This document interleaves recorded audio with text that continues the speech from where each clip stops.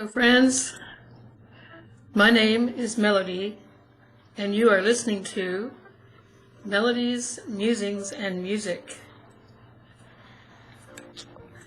I just finished unpacking a box from Omaha Steaks because I'm preparing to entertain my family later this week. I'm throwing myself a bon voyage party before I fly off to California on vacation. So, working with putting all that food away in preparation for the party got me to thinking about food, and that led me to thinking about a poem that I wrote a while back that has to do with food, and I call it mood foods. You know, many people don't realize that our foods are our moods are sometimes impacted by the foods that we eat. And I tend to have kind of a quirky taste bud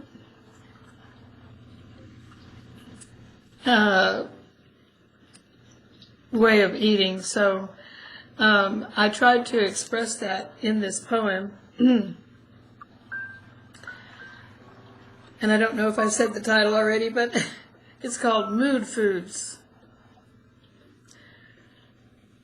Sometimes when I dine, I like to combine milk chocolate and Chardonnay wine.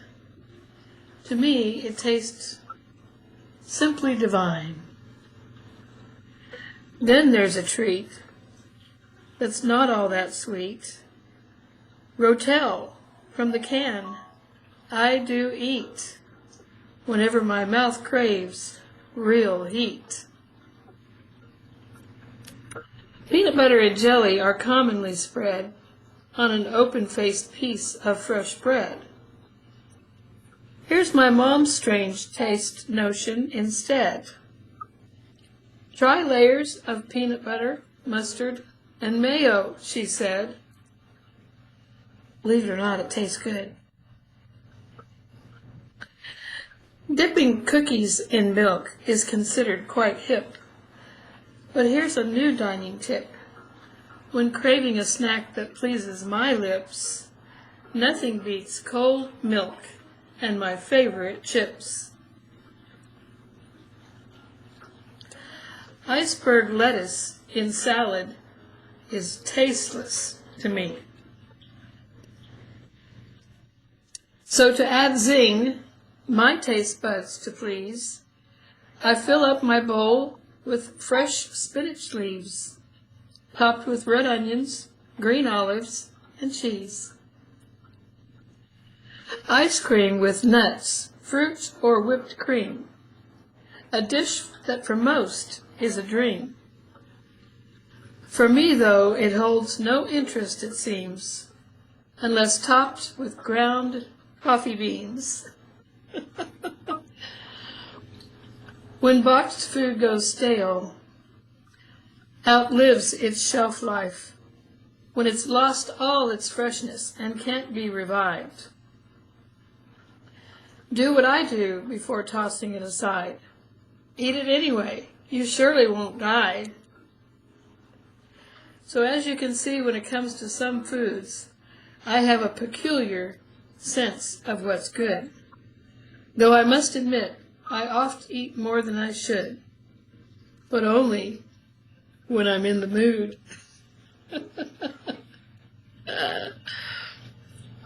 And, you know, I really do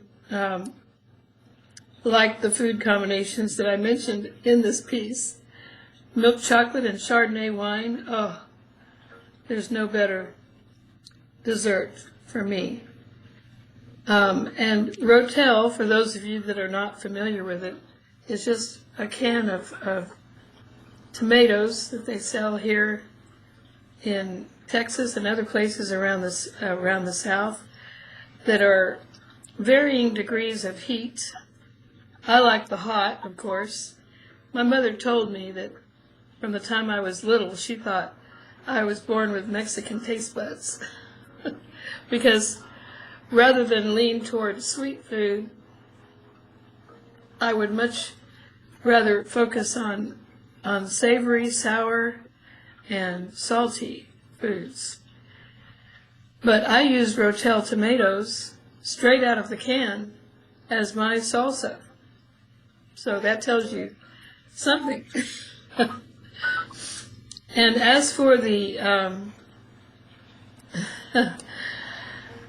strange combination that my mother came up with, which was taking a piece of open-faced toast and putting a layer of peanut butter, a layer of mustard, and a layer of mayo on it. And I'm not talking about the sweet mayo. No, we only had real mayonnaise. Hellmann's is the brand that I prefer. Believe it or not, peanut butter, mustard, and mayo on an open-faced piece of bread is pretty good.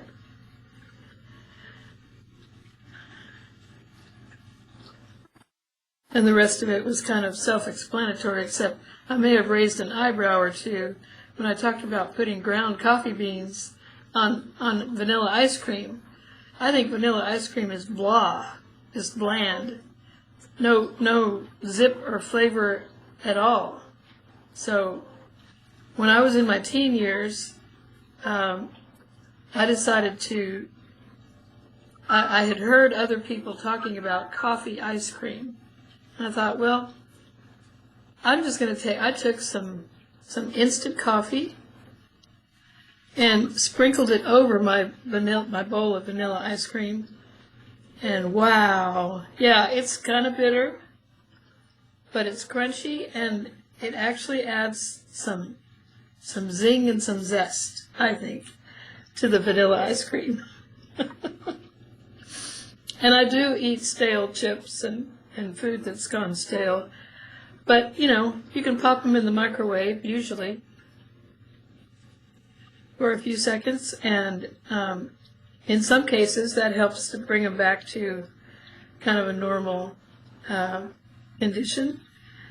And anyway, I hate to see things go to waste, so I've always been the person in my family that if anything went stale and nobody else wanted it and it was going to get thrown away, I usually would volunteer to polish it off. But seriously, getting back to the topic of the foods that we eat impacting our moods, that's really true. Like, just as one example, I always keep a jar of cashews around because cashews are actually, and many people don't know this, but they're actually a natural antidepressant. So by taking a handful of cashews every day, if you start to feel hungry between meals or whatever, get a handful of cashews and see if they don't help you feel a little happier than you would otherwise. Well, I've got more to do to get ready for my big family party later this week, my bon voyage. So I'm going to go now, and I hope you all have a wonderful rest of your day. I'm glad you could join me here today, and I'll be back a little bit later with another video that will be my 50th video on this channel. I'm so excited. Yes, and this one is all about music. So I hope to see you back here later this evening, and I will share my thoughts with you about the art of songwriting. Okay. Fly.